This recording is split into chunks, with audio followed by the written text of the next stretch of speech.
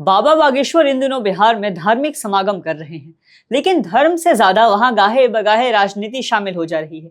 बिहार में विपक्षी दलों का कहना है कि बाबा बागेश्वर का समागम कराना भाजपा का स्टंट है, ताकि हिंदू वोटरों का ब्रेन वॉश किया जा सके। बाबा बागेश्वर लगातार अपने समागम में कुछ न कुछ ऐसा बोल दे रहे हैं जिससे कट्टरता झलक जाती है और धार्मिक कार्यक्रम राजनीतिक कार्यक्रम में तब्दील होता दिखाई पड़ता है। आइए जानते हैं क्या है पूरा मामला। नमस्कार, आप देख रहे हैं द हिंदी टॉप। खबर में आगे बढ़ने से पहले आप द हिंदी टॉप को सब्सक्राइब करके बेल आइकन दबाना ना भूलें, ताकि आप तक पहुंचे हर खबर सबसे पहले। बाबा बागेश्वर का धार्मिक समागम बिहार में लगा, जो कि विवादों में घिर गया। बाबा बागेश्वर के संबोधन में जिस तरह से सांप्रदायिकता को हवा मिली, वो सभी के लिए एक सवाल बन गया है।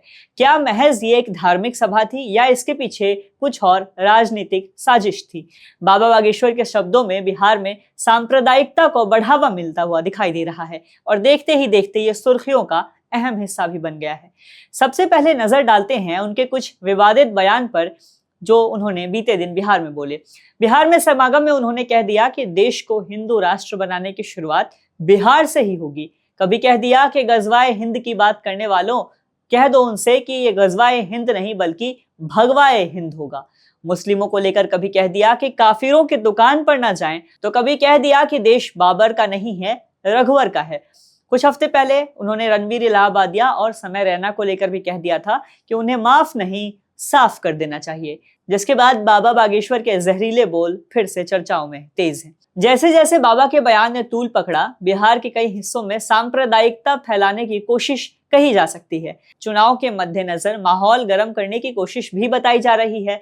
प्रशासन की ओर से स्पष्ट किया गया कि किसी भी धर्म या समुदाय के खिलाफ किसी भी प्रकार के घृणा फैलाने की अनुमति नहीं दी जाएगी। यहाँ एक बड़ा सवाल उठता है कि क्या बाबा बागेश्वर ने जानबूझकर ये बयान दिया है, या उनका उद्देश्य सिर्फ धार्मिक आस्था की बात करना था, या फिर उन्होंने जानबूझकर समाज में विभाजन और तनाव फैलाने का प्रयास किया। बाबा बागेश्वर के समर्थक ये दावा करते हैं कि उनका उद्देश्य केवल धार्मिक जागरूकता को बढ़ावा देना था और उनका भाषण किसी समुदाय विशेष के खिलाफ नहीं था। हालांकि उनके विरोधियों का कहना है कि ऐसे बयान समाज में घृणा और हिंसा का कारण बन सकते हैं।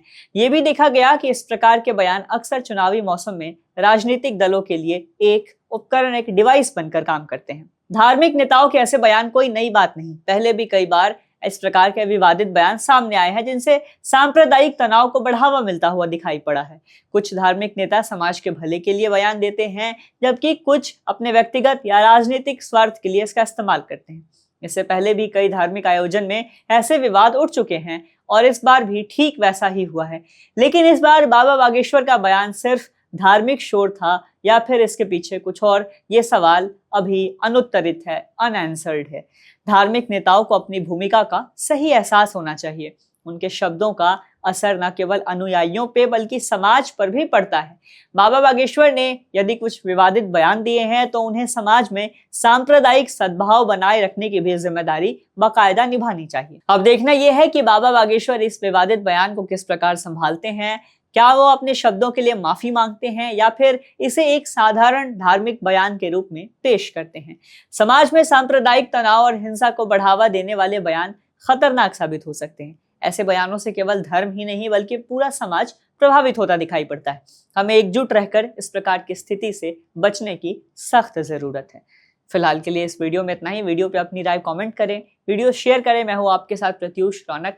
कैमरे पे मेरा साथ दे रहे हैं मेरे साथी शिव कुमार। ऐसे और वीडियोस के लिए सब्सक्राइब करें द हिंदी टॉप। हमें एक्स यानी ट्विटर, फेसबुक और इंस्टाग्राम पर भी फॉलो करें।